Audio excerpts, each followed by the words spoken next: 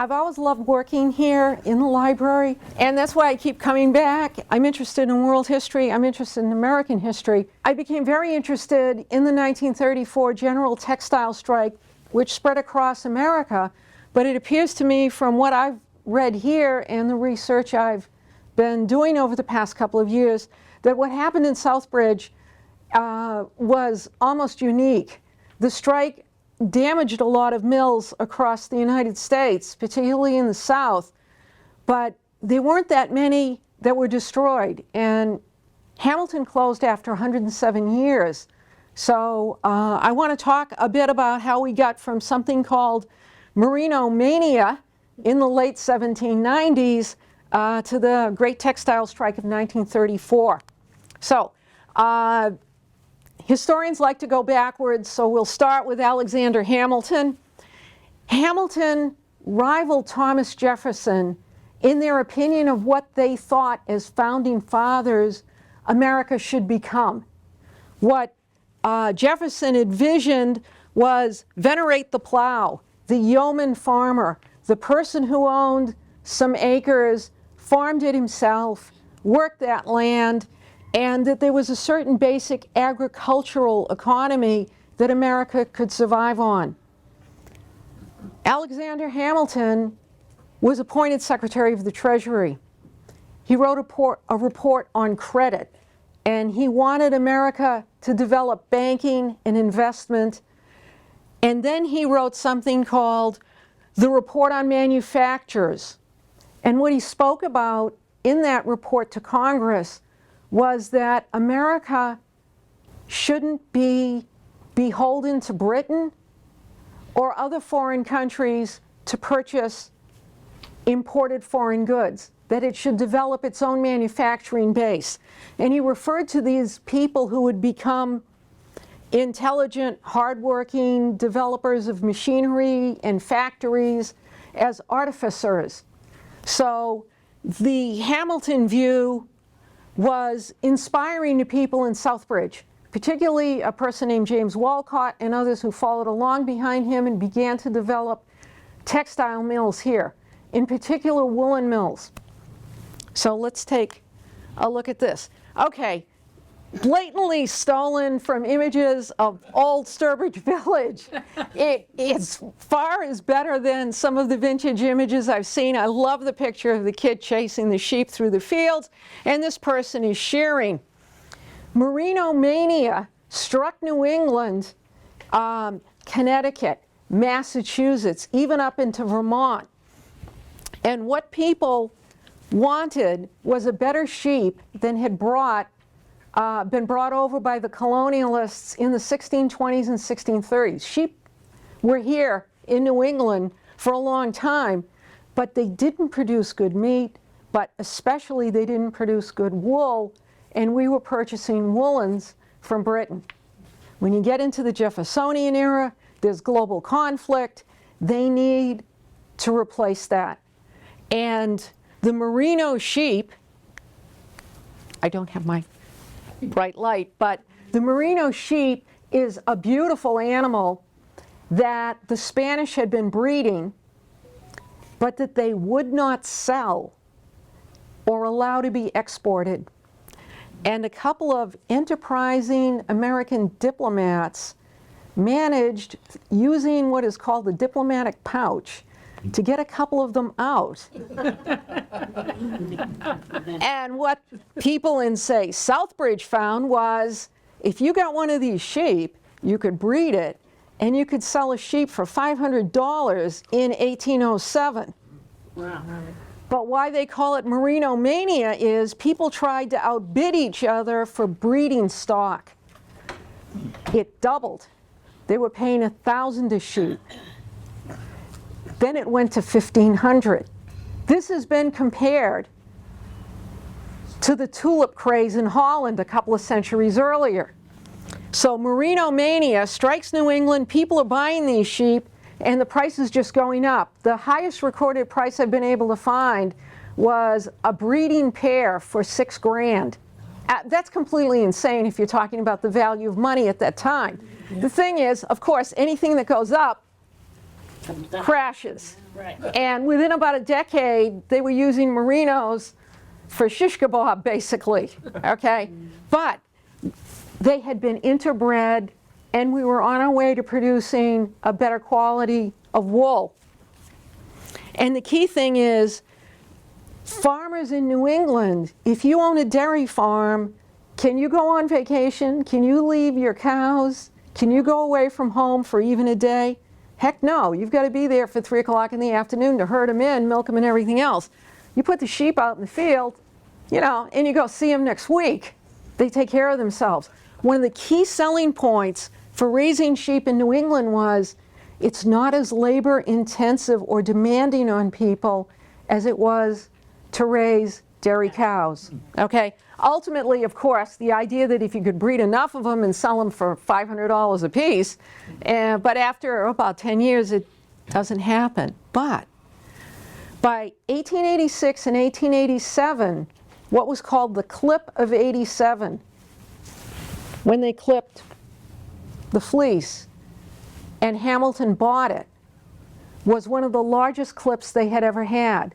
Up until the 1880s, almost all the sheep that were being processed in the mill here in Southbridge were coming from south central Massachusetts.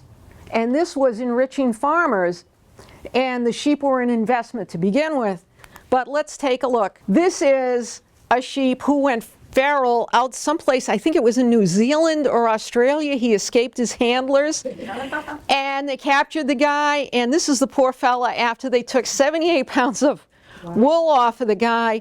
The average sheep doesn't produce that. I mean, in colonial times, it was like 2.5 pounds for fleece. Then the merinos came along, and it went up into 5 and 7 pounds. So a merino really did produce a better quality. So let's take a look at what was called Globe Village. In 1816, the first mill was established by James Walcott. In 1830, one of the things that puzzled me is when they incorporated the place, they named it the Hamilton Woolen Mills, but nobody was named Hamilton. And I looked, and finally I found at Harvard University something called A Brief Record of the Hamilton Mill Company. They named it after Alexander Hamilton. Okay, and it makes perfect sense, because in this time frame, they were doing something that Hamilton deemed and described as patriotic. It was patriotic to make America independent of England, who had been an enemy and who had attacked us, the War of 1812 and everything else. So Hamilton Mills is not named after the Hamilton family, it's named after Alexander Hamilton, and it was dedicated to that, and it quickly begins to expand. If you look at the 1894 Sanders map, what you see is HW Company, boarding houses, tenements, dye houses. They were spread throughout the area of the Quinnebog. 1914 to 1918, what happened in those 4 years? War. Absolutely. War in Europe. We don't get in until Wilson makes the decision in April of 1917, but there was a textile boom. Every European soldier, every American soldier, when we enter the war, needs uniforms. But they also need woolen army blankets, they need woolen uniforms, and clothing. So there's an enormous textile boom driven by military sales. What happens in 1919? Market goes down, military orders stop. In 1927, Hamilton decides they're struggling, they need a professional. They hired Richard Lenehan, and for almost a decade he turned the company around in the midst of a textile downturn, and then really had them marginally profitable even in the Great Depression. So we'll take a look at that, and then the critical Labor Day announcement of a national general strike in textiles, in 3 strikes that hit here, September 5th, September 27th, and the final one, the forever strike, in November 14th. Okay, so let's take a look. This is, and I want to acknowledge Dick Whitney. This is an image he captured. It's really a great shot of the Hamilton Mills.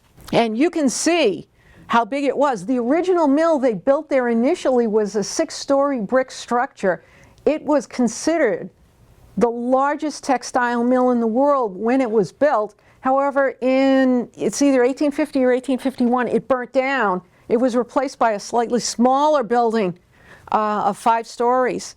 So, Main Street from Hamilton Street, circa 1930. You can see the tram tracks from Southbridge to Sturbridge and the older vehicles. This is, I believe, drawn from a glass plate negative of the Hamilton Wool buildings. You have to speak of them in the plural because there are multiple buildings. They're all over the place. The Lower Mill in 1903.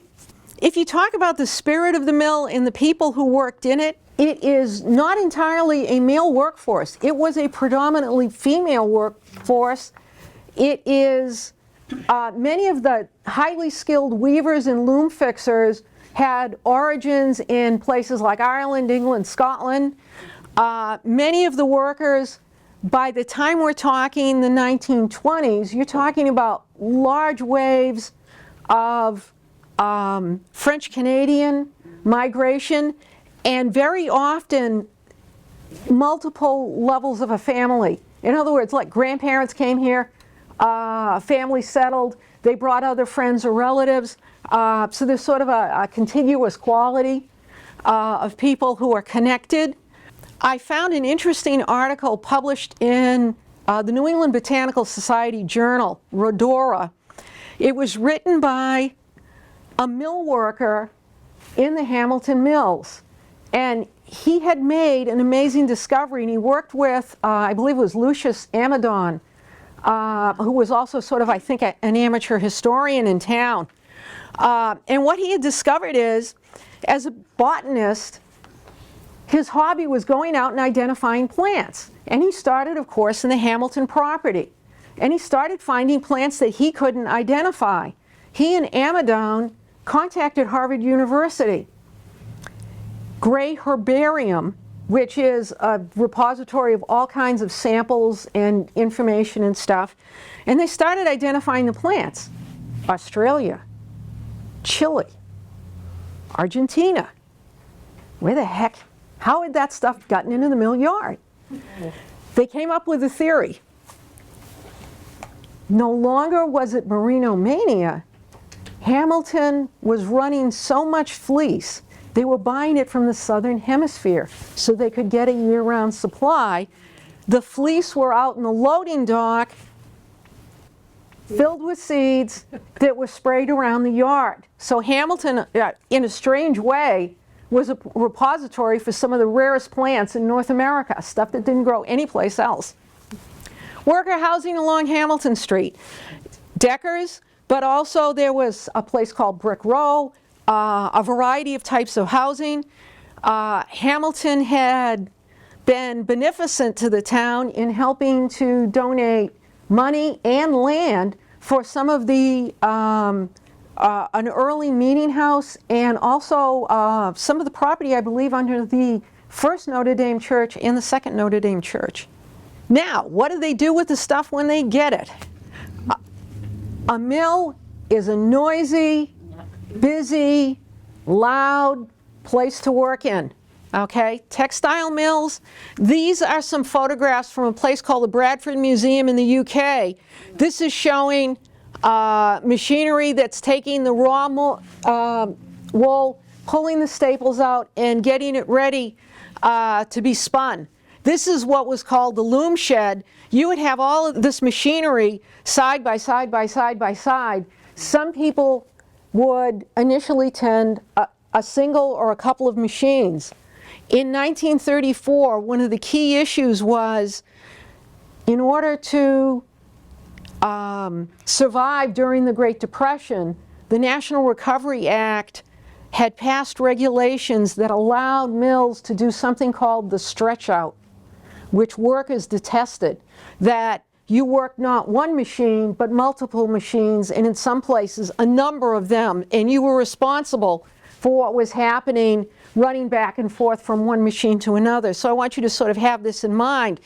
if I was back at the college teaching, I have a little video clip that was taken in the boot mills in Lowell, and you just crank that sound up, and it's ka-chunk, ka-chunk, ka-chunk. They also would take these machines and offset them. They could not have them working on the exact same speed because some mill buildings actually would start to rock. And here you have other machinery. This is an advertisement for improved looms. One of the key things was they went from hand looming things to machine looming things. This required skilled weavers and people who were called loom fixers to set up that machinery in the morning so that the next shift could run it. And those people are going to be critical in the strike because the loom fixers were more skilled, more highly paid, and were more committed to their work. People who were lesser paid and were being stretched out in other capacities at a lower pay wage were more likely to be people who joined the strike. The key thing then began, could you force the weavers and the loom fixers out? Because if you could, they couldn't even start work in the morning. Okay, so the operation of the looms, and particularly the setting up of those looms, was key. In 1920, the Hamilton Mills established a shop paper, the Hamiltonian, and it was really an interesting insight into what people were doing in the mills, because Hamilton paid for the paper, and dead center on the front page of the first edition, they said, we're going to let the employees run it. They had a team of photographers and a team of writers under an editor named W.W. Grant, and Grant documented everything sort of on the personal side of how the mill worked. Americanization classes to help immigrants learn English, naturalization classes, an athletic field, a baseball field where A.O. played Hamilton. I can imagine that must have been a town-wide rivalry. All sorts of really interesting things. One of the key articles that I was most interested in was called The House That Jack Built. Yeah. John Ryan wanted to build a house. He started building it, and 20 members of Hamilton showed up at his house and helped him finish it.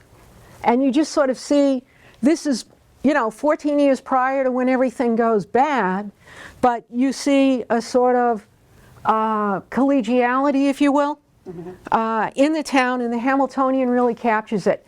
The company held dances, they had all sorts of things, and there's sort of always the playful, some anonymous jokesters also. Now, what makes Hamilton able to survive in the 20s when textiles are in a downturn, and then even in the Great Depression? This is a great image from eBay. Hamilton Woolen, let us tailor you. Mill-to-man tailors. Hamilton catalogs showing very fashionable women in 1920s clothing. Fifth Avenue styles to you from Hamilton.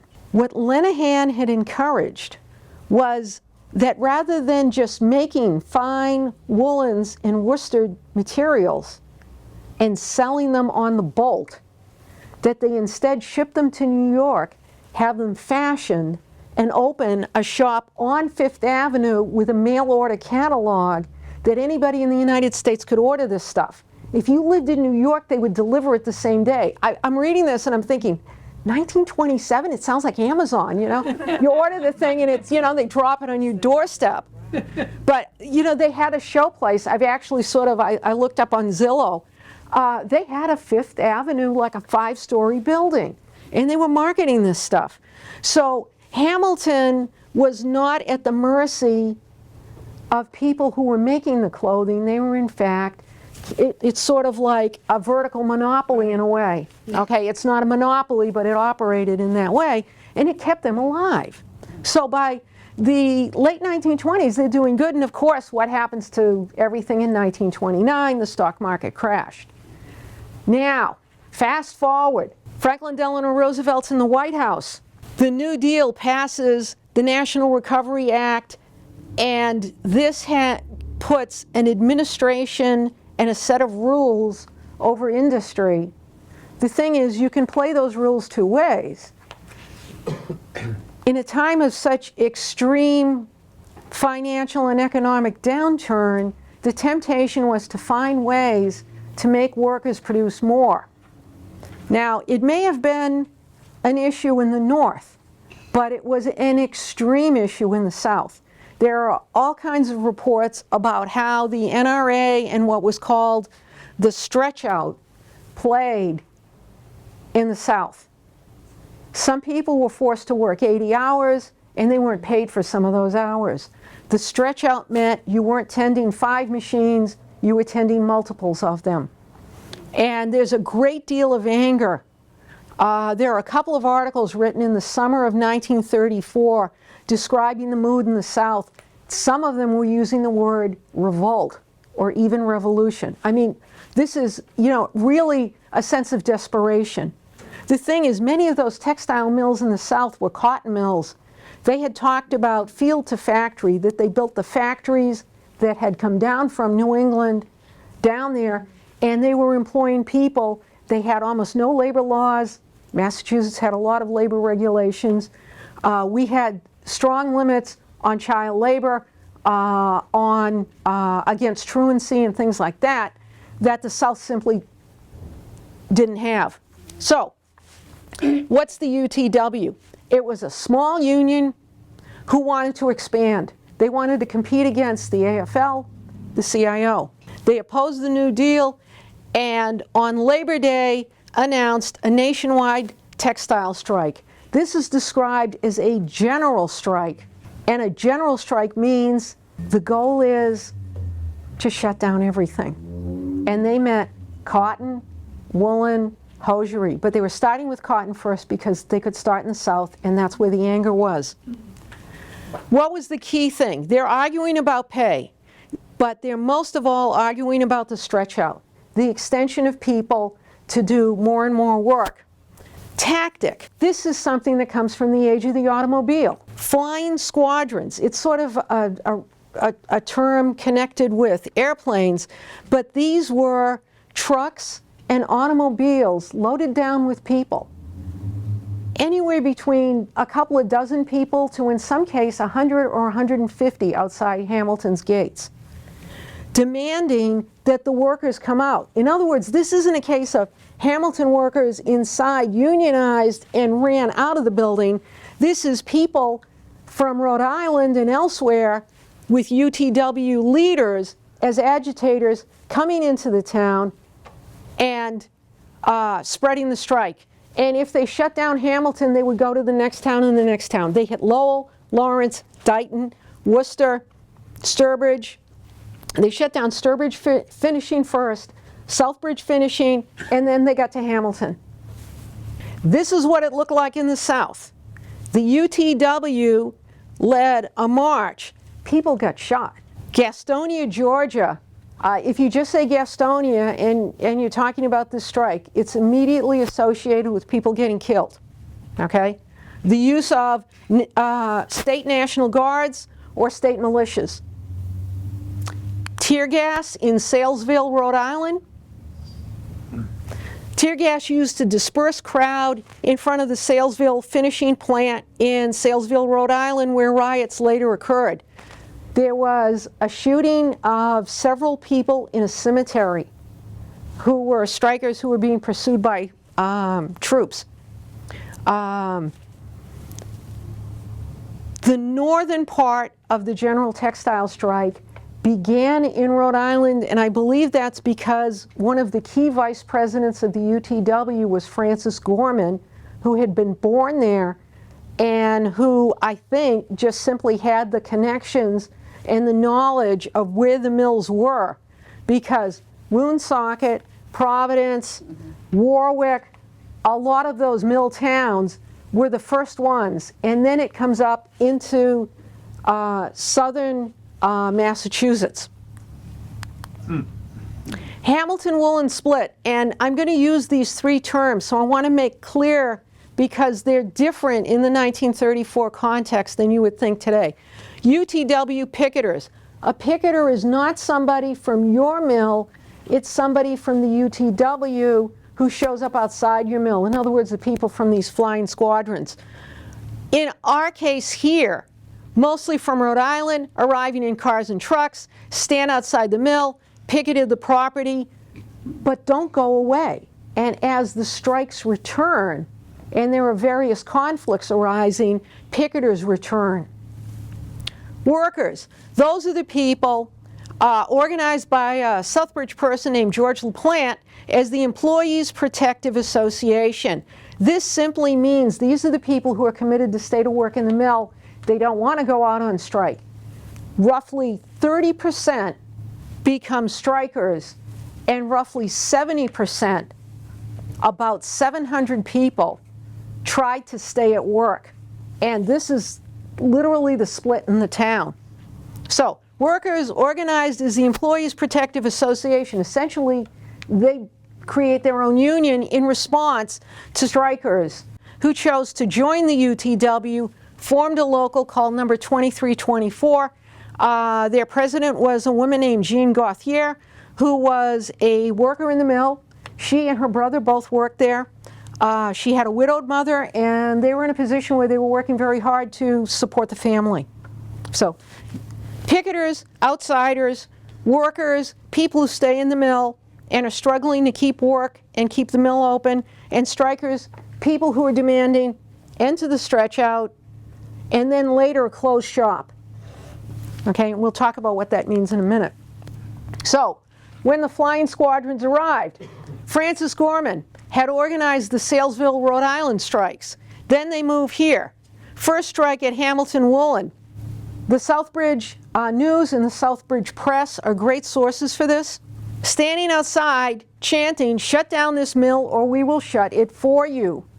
That clearly explains that these are outside agitators who've arrived, who are trying to make Hamilton part of this national strike. 30 autos, hundreds of UTW strikers outside the gates. Within a day or two, across Massachusetts, 67% of mills were shut. Wow. So it was very effective. And then the number goes up. It was almost statewide. It almost was the general strike that they had predicted. There are very few exceptions. The one exception is there is a community called Dighton, Massachusetts. There was a utopian company town centered around the Mount Hope Finishing Company that was owned by a man named Joseph Milliken. Milliken had, for decades, provided fresh vegetables and milk from the family farm. They had provided tenant housing, and it was pretty good housing. There were a lot of benefits. It was sort of a very much shared sort of thing. When they didn't get to Dighton right away, Milliken went to the city's police. He asked the city's police to arm themselves and then to distribute weapons to his own workers who volunteered to shut down the streets. And they had something like 400 people. They described sandbagging the streets and putting up sawhorses. And the police, when the flying squadrons arrived, quote unquote, escorted them out of town. That's the only case I can give you that it went the other way.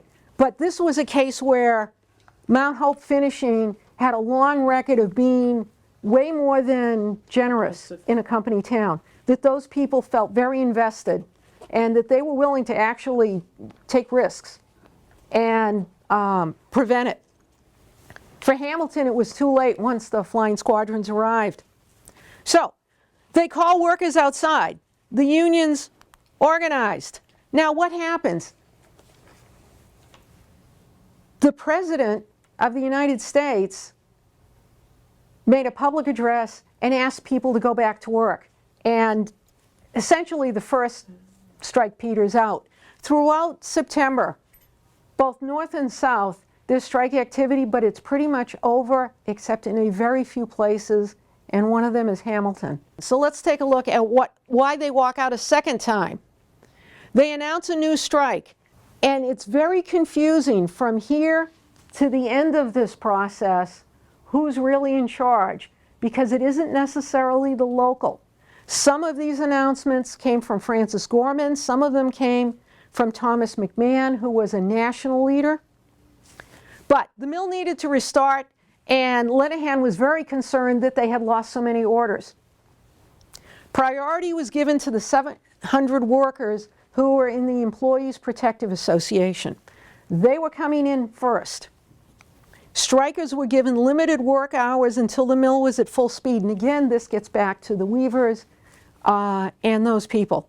President Lenihan argued that the mill was 300 to 700 roughly. Then it gets violent. There was what was called stonings.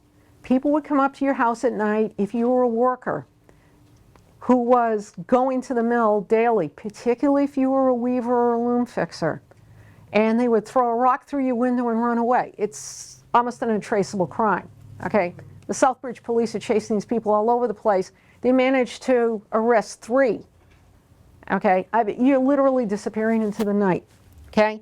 A woman worker who was married to the night guard at the factory, a security person, was beaten as she tried to walk past strikers. She ended up in the hospital. So it's really starting to go to a point where it becomes dangerous. This is a photograph of the Jacob Edwards Library staff, okay? And many thanks, because Margaret Morrissey showed me this scrapbook. This documents from November on, okay? So what these people did was create a scrapbook in which they first began pasting the Southbridge Evening News and the Southbridge press reports. But then they literally write into the margin that they were, in some of the news articles also. This was beginning to attract national attention. By the time you get to the end of it, they're pasting in Time magazine talking about the mayor of Southbridge. The Chicago Tribune, Barron's Magazine, writing editorials on what was happening here as an example of what was going wrong in the Depression. So props to these people for creating this collection that's so valuable. So, third strike, November 14th. You would think, and they thought, it was over.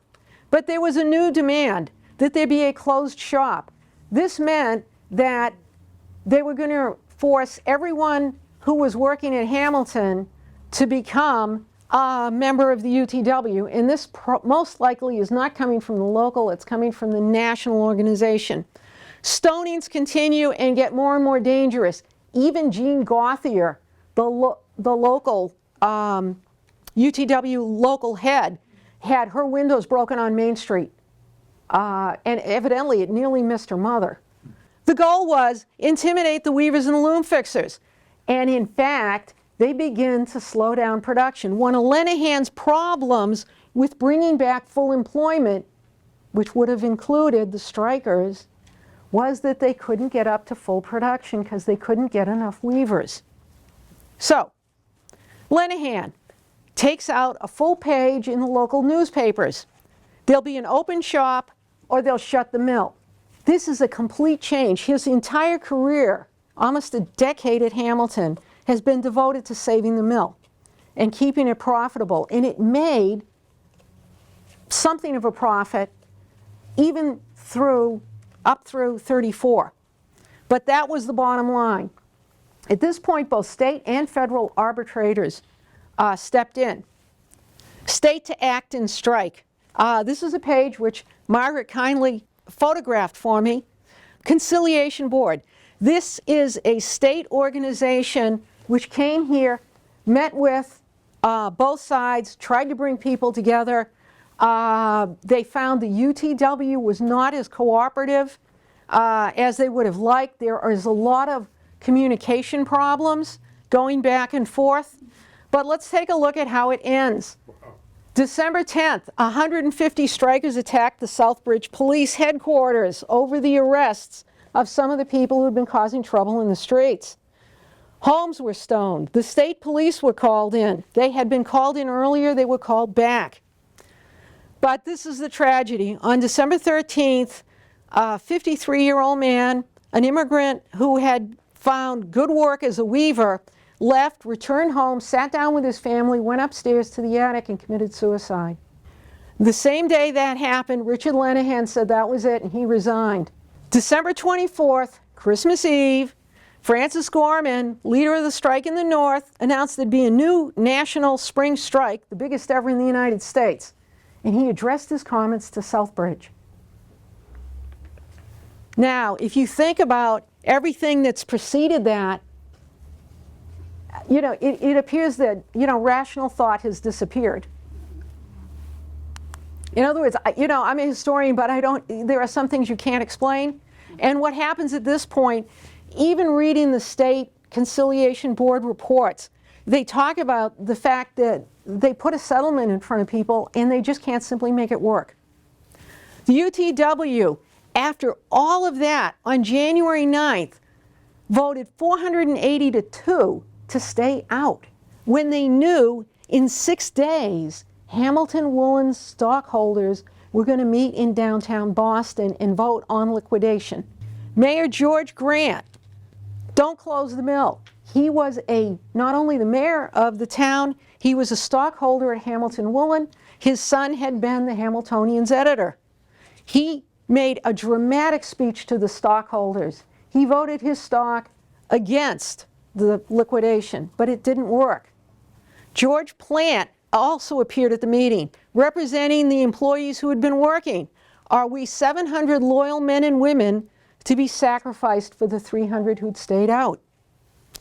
The shares voted. This does not mean there were that many people in the room. That means that were that many shares that were being voted. 26,589 to 815 in favor of liquidation. Remember, it's the Depression. When they liquidate the company, they sold the assets to J.P. Stevens, and they got a fat dividend on the stock. So it wasn't just the humanitarian piece. The humanitarian argument had to go up against the fact that liquidating the company brought a substantial piece of income when it was closed out. But what did Southbridge lose? 1,000 jobs, and it's difficult to imagine $1 million a year in 1934 in this town. The only saving grace is AO was still the largest optical facility in the world. So let's take a look. Textile World's Wool Digest. If you're looking for the ownership perspective, this is their little logo, but they carried their view of what had happened. I'll get to that in a moment. Barron's, the headline, Slaughter of the Innocents. Time magazine, shocked Southbridge. And a very poignant story about what the mayor had said in that meeting, his desperate effort. He finished by saying, you're going to throw these people like children out into the world. It's January. It's the middle of winter. Southbridge News, if they, the 1,000 workers, are left without employment. Textile World, the headline was, what now, little man? They meant Francis Gorman. And they went through very carefully explaining how he had handled a number of strikes, and that the incitement for people to stay out, particularly in January when they knew the liquidation vote was coming, had the mill been back working and turning out material for a profit. Remember, it was profitable. It would have been paying small dividends. Textile World's verdict was, what are you going to do next? And they quoted his promise that they'd hold a bigger strike in the spring, which never happened. In fact, we'll sort of close with, it was his fault, but what was his fate? In 1938, he had a fight with the UTW and attempted to split the UTW in half, which failed, and he ended up getting ousted. So with that, I'll close and be happy to take any questions I can. What was the genesis of the decline of the wool industry? Competition or labor cost, or? Well, wool always did better than cotton. That's why there's more desperation in the South, because in the South it's almost entirely a cotton economy, if you will, for textiles in this time. Right. But anything after the end of the Great War, there's a real problem in the textile sector because there is much, much less demand. And the other thing is that the war had made average products much more expensive, so there were less people purchasing things. So when you look at this, what are they marketing to? Men who want specifically tailored stuff, okay? This is not average clothing. When you look at the catalogs, they're selling men's, women's, and children's clothing, and they're even selling accessories and things. But it's almost like reading a Talbot's catalog today or something. In other words, what they see is that's where the market is, but they have to be able to sell fine products. When you went way back, they could make money selling what were called delaines, which is a type of, it's a French name, D-E-L-A-I-N-E, which was a derivative of wool. And they had other things with all kinds of technical names that I don't fully understand, but which they produced things like, that could be used for curtains and stuff.